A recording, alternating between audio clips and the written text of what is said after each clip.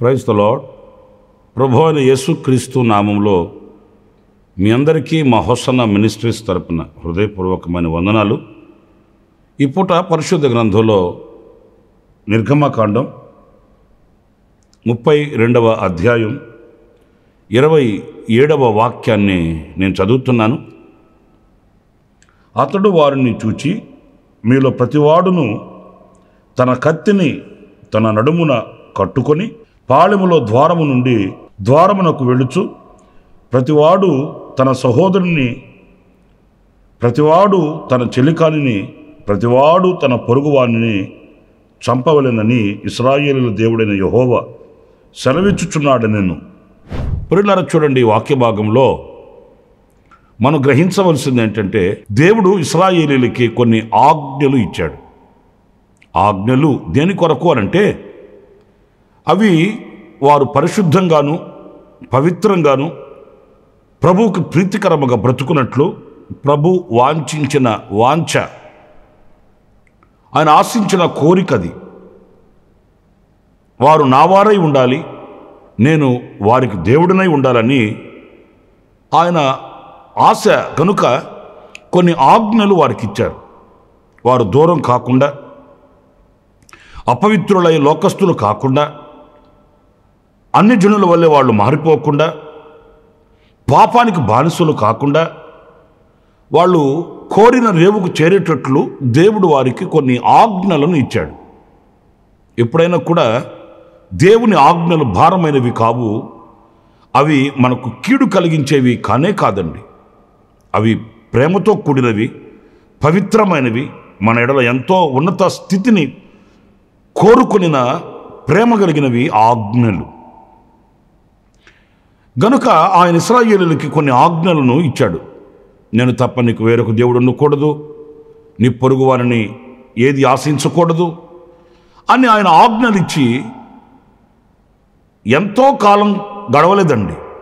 మోషే కొండ దిగి రాకమునిపే వారి ఎడల దేవుడు ఏదైతే కోరుకున్నాడో అదే వాళ్ళ యొద్ద మరి లేకుండా పోయింది. ఇశ్రాయేలీయుల మధ్యలో లేకుండా పోయింది. ఆయన ఆ కొండ మీద నిలిచి, నేను తప్ప వేరొక దేవుడు మీకు ఉండకూడదంటే, ఈ కొండ క్రింద వీళ్ళు ఒక దూడను చేసుకొని మమ్మల్ని ఐగుప్తుల నుంచి తీసుకుని వచ్చిన దేవుడు ఇతడే అని ఆ దూడను ఆరాధించడం ప్రారంభించాడు. అక్కడేమో నేను తప్ప వేరొక దేవుడు మీకు ఉండకూడదని ఆయన చెప్తున్నాడు. ఆల్రెడీ వీళ్ళు ఈ కొండ కింద ఆ ఆజ్ఞను మీరి ఉన్నారు. విభిచరించవద్దు అని ఆయన అక్కడ రాస్తున్నాడు. ఆల్రెడీ ఈ కొండ క్రింద వీళ్ళు ఇష్టం వచ్చినట్లుగా విచ్చలవిడిగా ప్రవర్తిస్తూ తిని తాగి వాళ్ళు ఆడుటకు లేచారట. దానికి దేవునికి యెహోవాకు పండగ అని పేరు పెట్టుకున్నారట. ఇలా ఆ కొండపైన ఆయన సంకల్పాన్ని ఆయన తెలియపరుస్తూ ఉంటే, ఆ సంకల్పానికి విభిన్నంగా వీళ్ళు కొండ క్రింద ప్రవర్తిస్తూ వచ్చారు. ఈ చరిత్ర మీకు బాగా తెలిసినదే. అప్పుడు ఈ పాపాన్ని అరికట్టాలి. దేవుని మనసులో ఉన్న ఉద్దేశాలు ఒక విధంగా ఉంటే, వీళ్ళు మరొక విధంగా ప్రవర్తిస్తున్నారు. ఐగుప్తులో నుంచి మనల్ని విడిపించి తీసుకుని వచ్చిన సర్వశక్తి కలిగిన దేవునికి విరోధంగా ప్రవర్తిస్తున్నారు వీళ్ళు.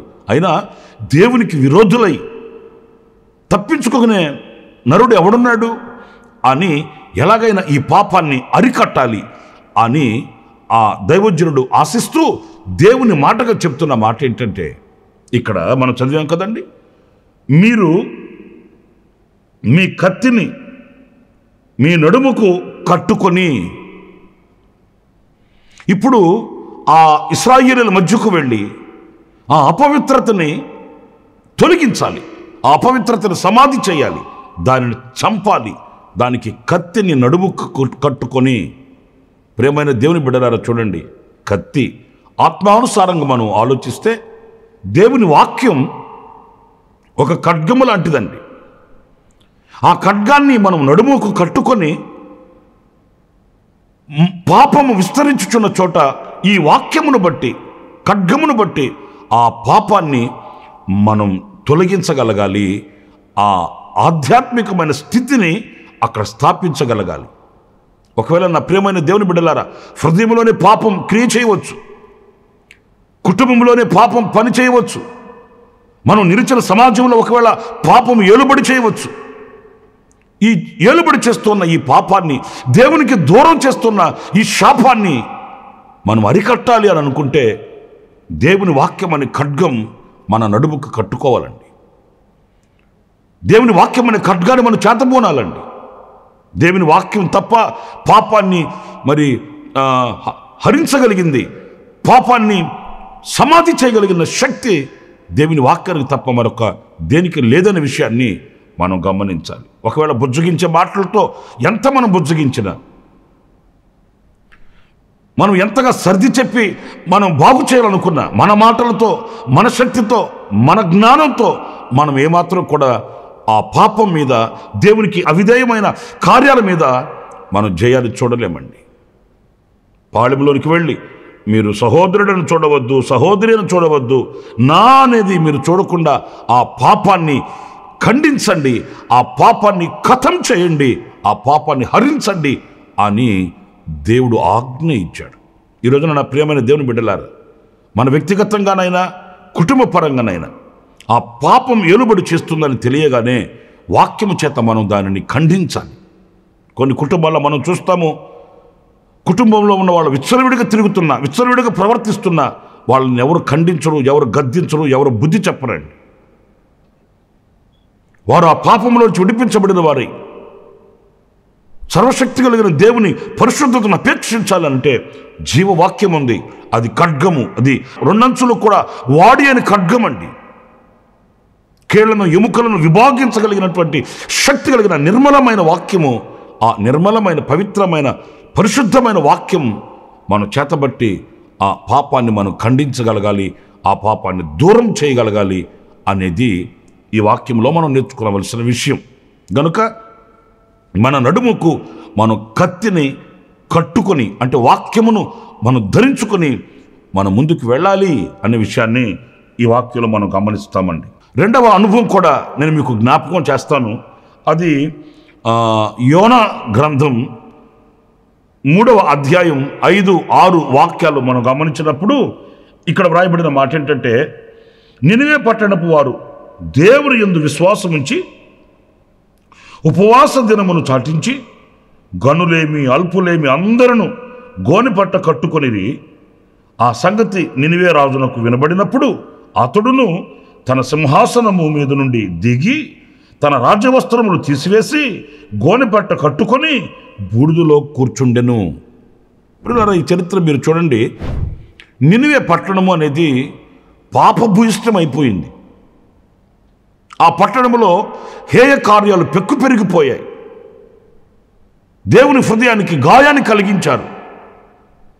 వారు దేవునికి లోబడట్లేదు, దేవుని ఉపదేశానికి లోబడట్లేదు, దేవుని ఆజ్ఞలకు లోబడట్లేదు. ఆయన ప్రేమను వాళ్ళు కాలరాసి వాళ్ళు విచ్చలవిడిగా ప్రవర్తిస్తున్నారు. ఆనాడు నినివే పట్టణానికి వెళ్ళమని యోనాని ప్రభు ప్రోత్సహించినప్పుడు మనకు తెలిసిన చరిత్ర కదా. ఆ నినివే పట్టణానికి వెళ్ళడానికి కూడా దైవజనుడు భయపడ్డాడండి. అంటే వాళ్ళ యొక్క దోషం అలా ఉంది, వాళ్ళ యొక్క అహంకారం అలా ఉంది. యోనా భయపడడానికి కారణాలు లేకపోలేదండి. నేను వెళ్ళి మీరు చేసేది తప్పు, మీరు చేసేది పాపం అని అంటే నన్ను మరలా వాళ్ళు జీవముతో సాగనంపుతారా, నన్ను బ్రతకనిస్తారా అనే ఆ యొక్క ఆలోచన మరి యోనాకి కలిగిందంటే వాళ్ళు ఎంత అహంకారపు మత్తులో ఉన్నారు నినివే పట్టణ ప్రజలు అనేది ఇట్టే మనం గుర్తుపట్టవచ్చండి. కానీ నా ప్రియమైన దేవుని బిడ్డలారా, ఆశ్చర్యమైన సంగతి ఏంటంటే యోనా నినివే పట్టణానికి వెళ్ళి అక్కడ ఆయన సువార్తను ప్రకటించినప్పుడు వాళ్ళంతా అంత అహంకారపు దృష్టి కలిగిన వాళ్ళు,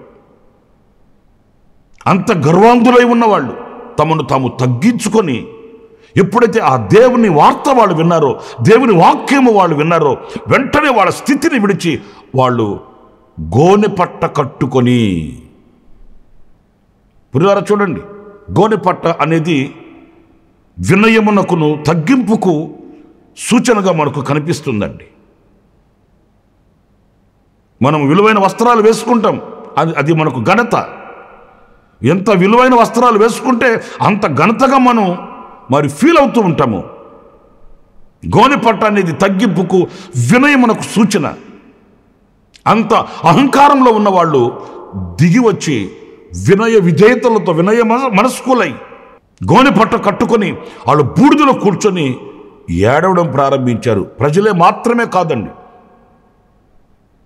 ఈ మాట వినిన రాజు కూడా తన సింహాసనాన్ని విడిచి ఆయన కూడా గోనెపట్ట కట్టుకొని బూడిదలో కూర్చొని ఆయన ప్రార్థించడం ప్రారంభించాడు. ఆ గోనెపట్ట కట్టుకొని అనే విషయాన్ని మనం ఆలోచించినప్పుడు, ప్రియమైన దేవుని బిడ్డలారా, దేవునికి ఎలాంటి ప్రార్థన ఇష్టము, దేవుని సన్నిధికి ఎలాంటి ప్రార్థన చేరుతుంది అనేది ఈ వాక్యంలో మనం గమనించినప్పుడు, వాళ్ళు ఆ స్థితిని విడిచి గోనెపట్ట కట్టుకొని, అంటే వినయముతో, విధేయతతో వాళ్ళు తమను తాము తగ్గించుకొని. ఈరోజు మనం కూడా ప్రార్థన చేస్తాంలేండి, ప్రార్థన చేయని వాళ్ళు ఎవరున్నారేంటి? అయితే విచిత్రం ఏంటంటే, ఆ ప్రార్థనలో మనల్ని మనం తగ్గించుకొని గోనెపట్ట కట్టుకున్నట్లుగా, ఆనాడు మన పితరులైన మరి పరిశుద్ధులు వాళ్ళు గోనెపట్ట కట్టుకున్నారు. మరి ఆత్మీయంగా ఈరోజు మనం గోనెపట్ట కట్టుకోవలసిన అవసరమేమీ లేదు, కానీ అలాంటి అనుభవం కలిగి ఉంటే చాలండి.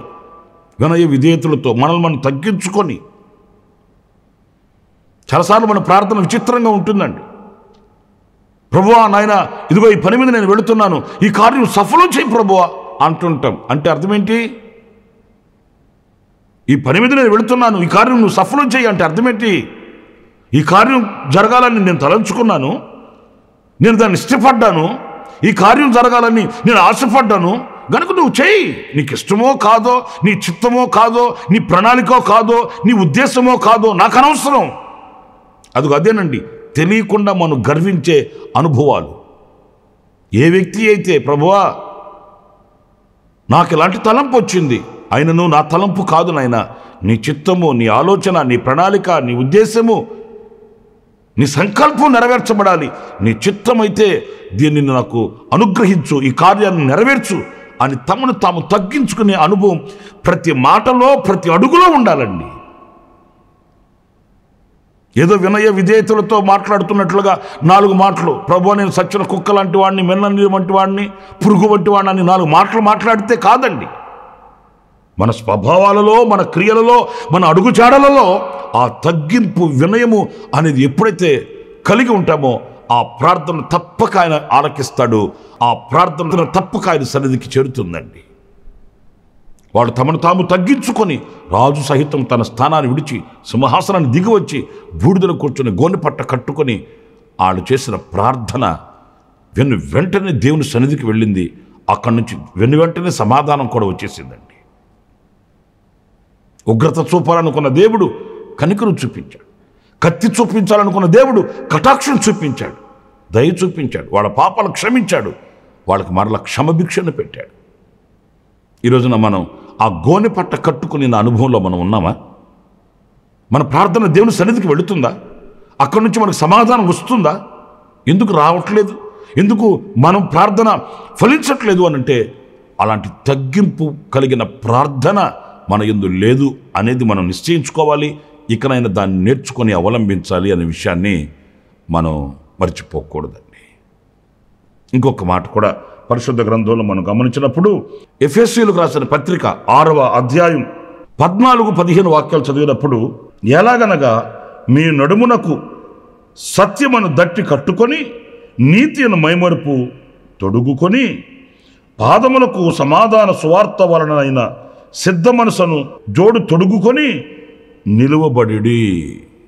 ప్రియులారా చూడండి, ఈ వాక్యంలో మీ నడుమునకు సత్యము అనే దట్టి కట్టుకొనుము అనే మాట అండి. మొదట కత్తిని కట్టుకోవాలట, 2 గోనెపట్ట కట్టుకోవాలట, 3 ఇక్కడ దట్టి, సత్యము అనే దట్టిని కట్టుకొనుడి.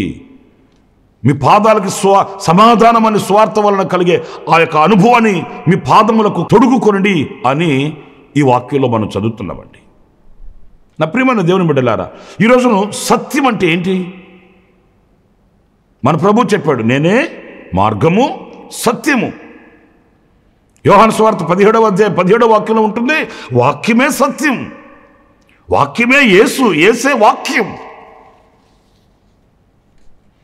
ఈ యేసయ్య అనే వాక్యాన్ని, వాక్యమైన యేసయ్యను మనం దట్టి వలె కట్టుకోవాలట. ఎందుకంటే సాతాను ఎవడిని మృంగుదునానని గర్జించు సింహము వల్లే వాడు తిరుగుతున్నాడు. ఈ సాతానుతో మనం రక్తము కారునంతగా ఆఖరి శ్వాస వరకు కూడా మనం పోరాడుతూనే ఉండాలి, మనం జయిస్తూనే ఉండాలండి. సాతాను యొక్క తంత్రం ఎలా ఉంటుందనంటే, ఏ విధం చేతనైనా ప్రభు మనకిచ్చే స్వాస్థ్యంలోనికి మనల్ని వెళ్ళనివ్వకూడదు.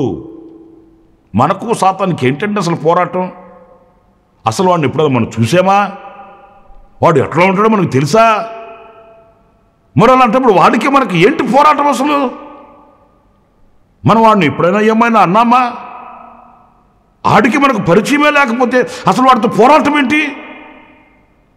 కానీ విచిత్రమైన సంగతి ఏంటంటే, వాడు ఎవరో మనకు తెలియకపోయినా, వాడు ఎట్లుంటాడో మనకు తెలియకపోయినా, వాడి క్రియలు మాత్రం మనకు కనబడుతూనే ఉంటాయి. వాడి క్రియలు మనతో పోరాడుతూనే ఉంటాయి. ఎలా ఉంటాయి వాడి క్రియలు అంటే, మనము వెళ్ళవలసిన సింహాసనానికి మనల్ని వెళ్ళనివ్వకూడదని కంకణం కట్టి పలు విధాలుగా మనల్ని వంచన చేసి దారి తప్పిస్తుంటాడు.